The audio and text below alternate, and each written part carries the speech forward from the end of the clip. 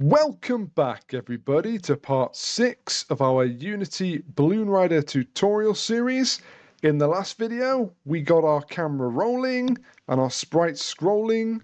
Now it's time to start instantiating more hazards as the camera moves using an object generator that spawns from object pools. As always, if you'd like to follow along at home, you can download this project in the link in the description below.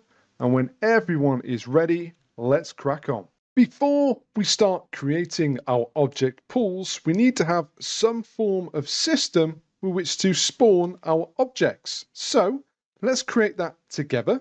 Let's create a new empty game object. Make sure we reset its position as always. And let's name this our object spawner. There we go. And let's give it an icon so we can see it. There we are, that'll do. Then right click again on the object spawner, create another empty object, and this one we'll simply call our max height, just like so. Let's drag the object spawner to the right of our scene, just off camera like so.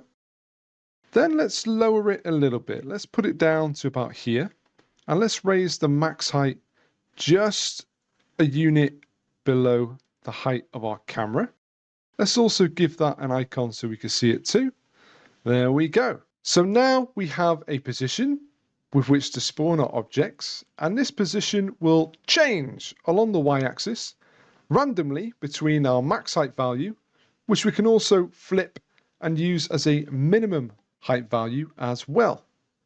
We don't want our objects to constantly be spawning. We want there to be some form of trigger. In order to do that, let's create a new child game object of the camera. Give it an icon so we can see it clearly. And let's call this our spawn checkpoint. There we go. And let's drag this between our camera and our object spawner somewhere in the middle like so. So what will happen is the camera moves, so too will all the child objects, including our spawn checkpoint.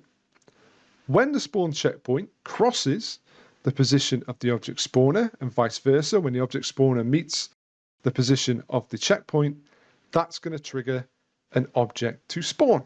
At the same time, this is also a cue for the object spawner to update its position to stay ahead of the camera and to have a random height as well to spawn objects at different elevations.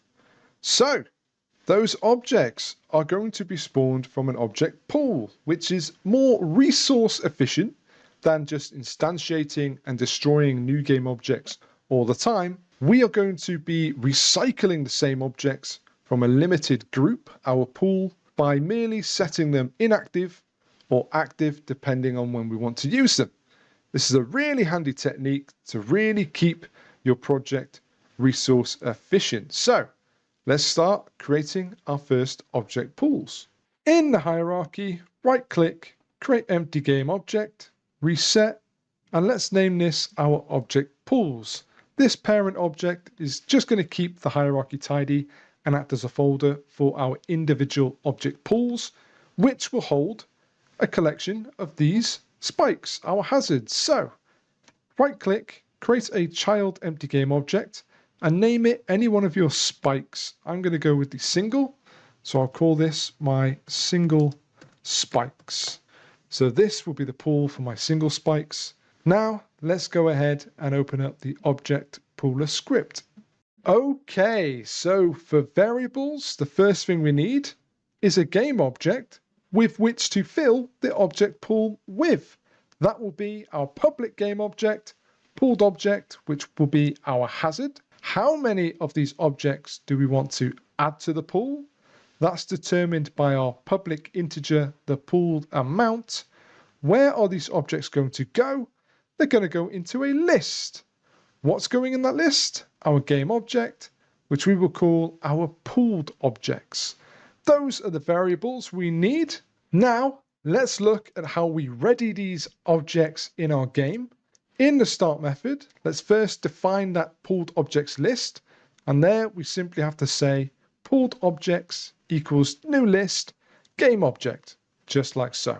For each object in this pool, we want to apply three things. 1, instantiate the object into the scene. 2, set the object as inactive. And 3, add it to the pulled objects list. In order to apply that to each object, we will use a for loop. For loops repeatedly run a series of code until a condition has been met. In our example, that condition will be when every object in our object pool has been cycled through. How do we do that? Well, the first index, the first item in any list or array is 0, as represented by our integer I, which is equal to 0. If the value of I is less than our pooled amount, let's increase the value of I by 1. So, in the image here, you can see that our first item is element 0, and our second item is element 1. So, if our pooled amount is 2, we start at the top of the list, element 0. Oh, we're less than 2, so let's keep going. Element 1, item number 2, there we go. I equals 2, which is our pooled amount. And it will apply what's in our brackets, our series of code, to each of those objects as it cycles through. Which, as we mentioned before, is to instantiate the game object. So we'll create a game object variable, game object named obj, equals game object that we want to instantiate, and that is, of course, our pooled object. We want to set them as inactive, so therefore our game object variable obj.setActive is false, and let's add it to our pooled objects list. Therefore the pooled objects.add in the brackets our instantiated game object obj. Once our objects have loaded into the scene, we want to select one of them to feed to our object spawner. So underneath, let's create a new method for that. Public game object, and let's call the method load pooled obj. Now, which object do we want to load and give to our object spawner with which to set active as true and spawn? We will go through the list of game objects, our pooled objects, using a for loop again. So inside, create that for loop for, exactly like we did before, integer I equals 0. I is less than the pulled objects.count, so however many objects we have in that list, I plus plus. Then inside, we're going to be searching through this list for the next available inactive object to select for our object spawner to use. To do that, we'll create an if statement. Inside, using the exclamation mark to show that it is inactive, we're going to be looking for the inactive obj, signified by I, because that value will increase because we're working through the list, dot active in hierarchy. So it's going to look for the next available inactive object active in the hierarchy, then select that object, return it, and we can then spawn it via the object spawner. Now, what happens if we don't have any inactive objects in the hierarchy and they're all active? Then we won't be able to select an object. In that case, we can simply repeat what we have here to spawn at least one additional object to use in case of an emergency. So underneath our for loop, we'll write the same line of code, game object obj equals game object instantiate, pulled objects. We of course need it to be false, obj selected false, add it to the list, pulled objs.add object, and then that object we want to select, return, and give to our object spawner. And of course, regardless of which object we select, that will always be the game object that we can load, ready to be spawned. Excellent. Hit save. Let's head back into Unity. And let's apply the object pooler script to the first of our object pools, our single spikes. So go ahead, drag it there like so. It's asking for an object to pool. Go to your prefabs, select the appropriate object, single spike in there like so. How many do we want to pull? I'm going to go with 4. If you go here, select debug from the drop down, you can see that we have our list, our pulled objects. Size currently 0 because we have not started the game, therefore we haven't instantiated our single spikes. To see this in action, quickly hit play, and you can see that we have instantiated 4 of the single spike objects. They're all set active false, and they've been added to that list that we're going to cycle through to find the next available inactive object with which to spawn. Excellent. So what I would like you to do is pause the video and take your time creating object pools for each object you'd like to spawn. And you can simply copy this one, rename it, and then just apply the necessary object you want it to spawn. And when you're ready, let's crack on. Okay, welcome back. I trust you had no issues creating your numerous object pools. Now that we have them all ready for the object spawner to use, let's open up our object generator script. In the object spawner or generator script, there are going to be a lot of variables. Let's work through them a section at a time. First, we want a public transform for the trigger for our spawn, which will be when we cross our spawn checkpoint. We also want our objects to have a random distance between each other. We don't want them to be the same all the time. So we'll have a public float, simply distance between. Now, the distance between will be determined by 3 things. Firstly, a private float object width, and that is going to be equal to the radius of the circle collider 2D we had on our parent object for our hazards. We also want the distance to be random, so we'll create 2 public floats, a min distance and a max distance. And where are these objects coming from? Well, we know they're coming from our object pools. So as we'll have several of them, we'll create a public object pooler array, simply called the object pools. We need a way then to select from which pool we're going to draw an object from. So we'll have a private integer, the obj selector. And of course, we also want to get the widths of our objects. So we'll create a private float array, obj widths. For added variation, we don't just want objects to be spawned at different distances apart, but at different heights as well. So we'll create a few final variables, the first being a private float min height, a public transform max height point.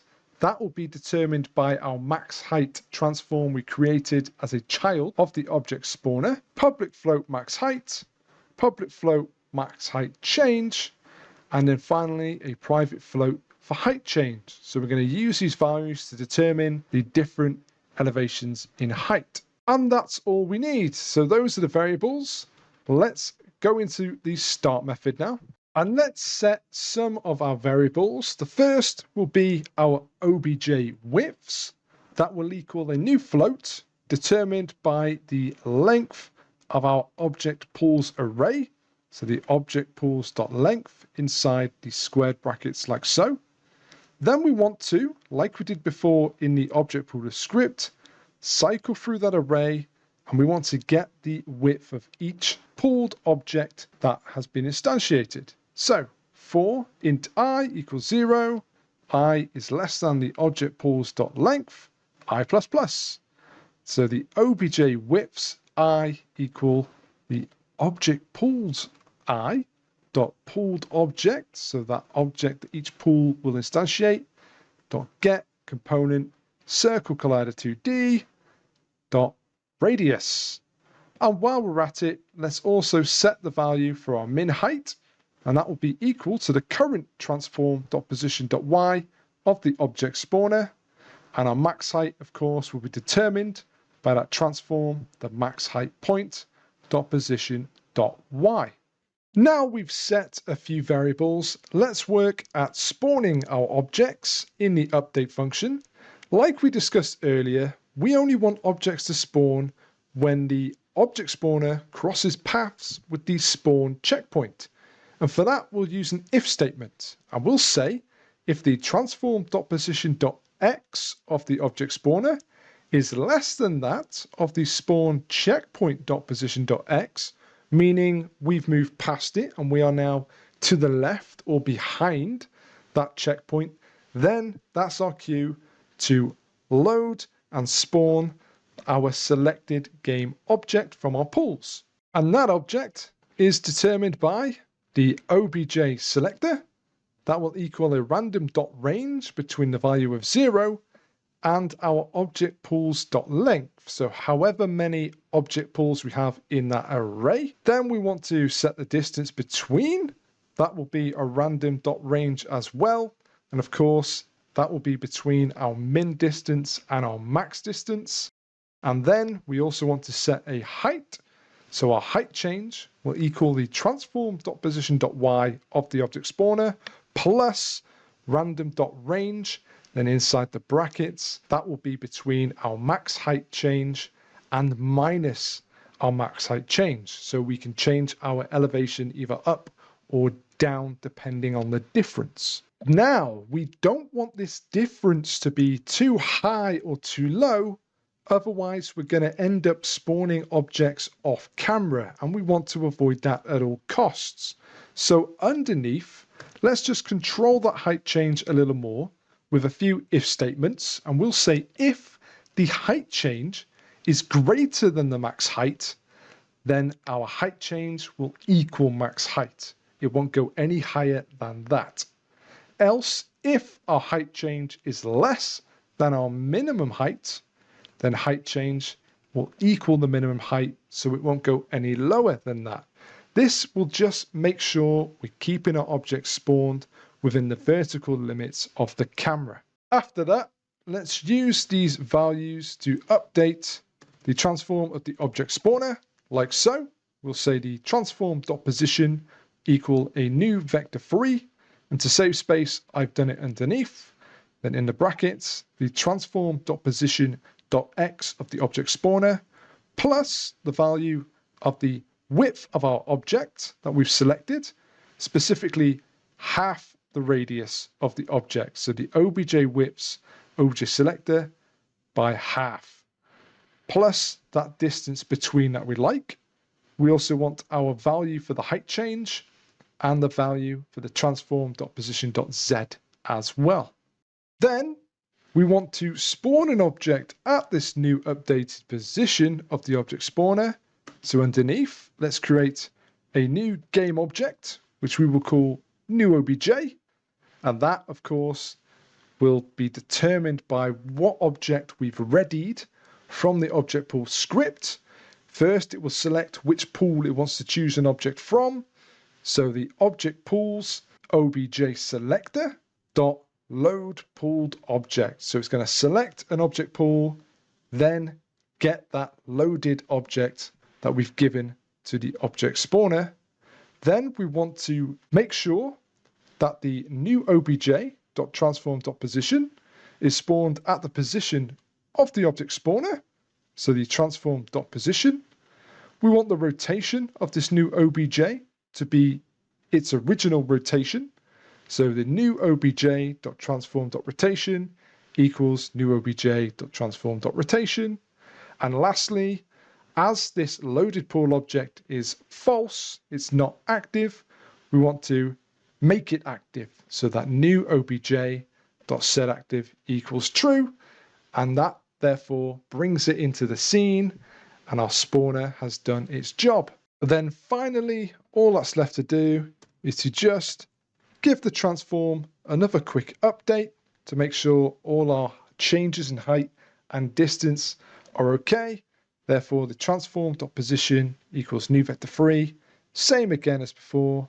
The transform.position.x of the object spawner plus the object widths obj selector by half the radius.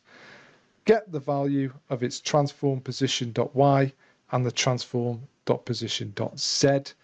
Then it will go through the cycle once again, updating every time its value is less than that of the spawn checkpoint. Okay, that was quite a lot to go over there. Let's hit save and go back into Unity. Let's attach the object generator script to our object spawner, and let's set up its requirements in the inspector. So we have that spawn checkpoint, which will be in the main camera. There it is. Drag that in there like so. As for distance between, we want to keep that 0 for now, because that, of course, is determined by our min distance, which I'll put 2, and a max distance of 5. Then we want to select an object from our various object pools. How many object pools do we have? Well, I have 4 object pools, so I'll just enter 4 in there, place them in each slot like so. It doesn't matter which order they go in, because they are all going to be randomly selected. Then we want that max height point, which is our max height there, so we'll drag that just like so.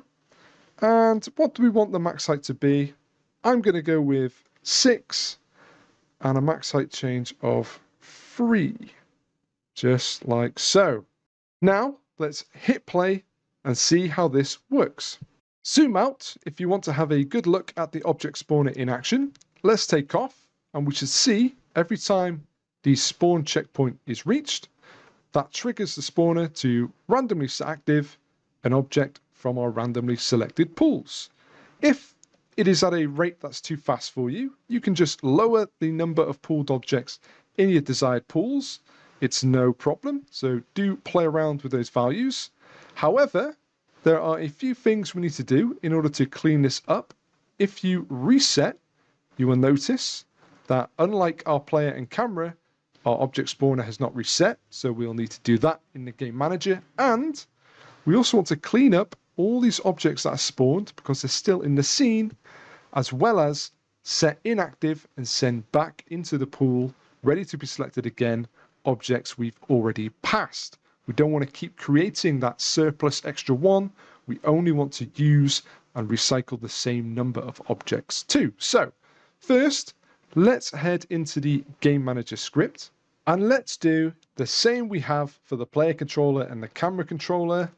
We'll just have the public transform, the object spawner, and a vector free, the spawner start position. Then, of course, like we did for the previous two, set the spawner start position equal to obj spawner position in the start method. Then let's go down to reset and let's reset the spawner back to its start position like so. Obj spawner.position equals spawner start position. So that will reset the object spawner exactly the same way as we do with the player and the camera. But what about those objects left in the scene and the objects we want to set inactive and return to the pools? For that, let's head back into Unity. For any objects that we've passed and are now off camera to the left, we will create a trigger that will do the opposite of our spawn checkpoint. Rather than set active a random object, it's going to set it inactive, returning it back to the pool, ready to be selected again. So simply copy the spawn checkpoint. Let's name it destroy checkpoint, because that's essentially what we're doing, except we're not destroying the game object, we're just setting it inactive, and place it to the left off camera like so. Then let's open up our object destroyer script. The only variable we need here is a private game object, which we will call our destroy checkpoint, just like so. Then in the start method, let's define what that is. So our des checkpoint equals gameObject.find, then in the brackets and the quotations here, make sure your spelling is correct for exactly how we spelt the game object. So that will be our destroy checkpoint. Then in update, let's do what we've done before with our object spawner, only this time we'll say if the transform.position.x of the game object is less than that of the destroy checkpoint.transform.position.x, then let's set the game object as inactive. So game object.setActive equals false. Hit save. Let's head back into Unity again. Now, for each of the parents for our objects, let's attach the object destroyer script like so. So I've added it to my horizontal spike. Then click on overrides and update with apply all. This will update the prefabs in the folder. I've gone ahead and done it for each of my other objects as well.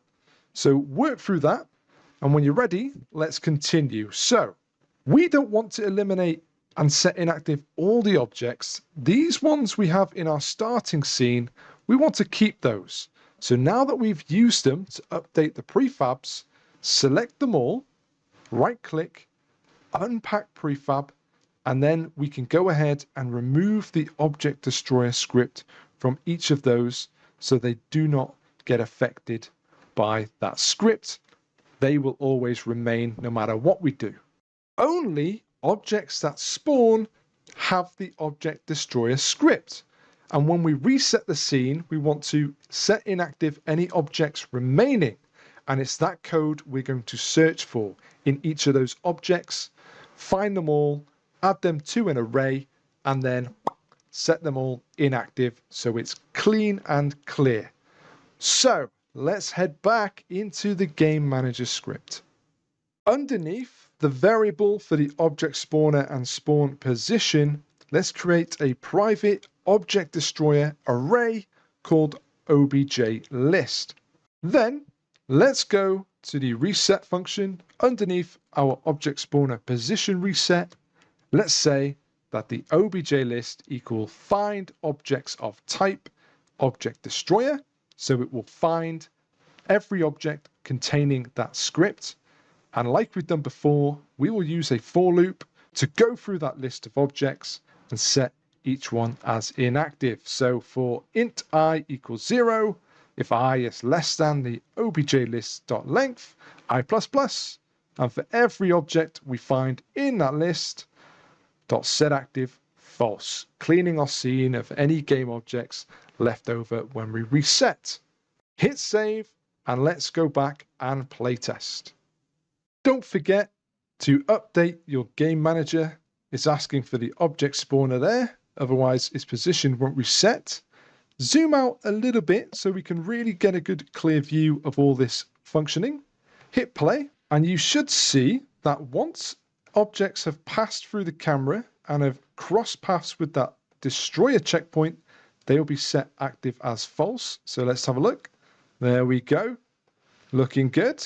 Okay, let's hit game over. Let's have a look at those objects. So we can see they're all still in the scene. And when we reset, cleaned up, object spawner position has reset, ready to go again. Okay, let's stop there for this video, guys. There was a lot to cover, but now we've created a very efficient object pool and spawn system that's going to reuse and recycle the same assets over and over. I hope you enjoyed this video. If you do, please consider subscribing. And if you have any questions or suggestions for future videos, please let us know on any of our socials. We do read every comment. Until next time, guys, have fun, play around with some of the values here, really make this project your own, and I will see you next time. Take care.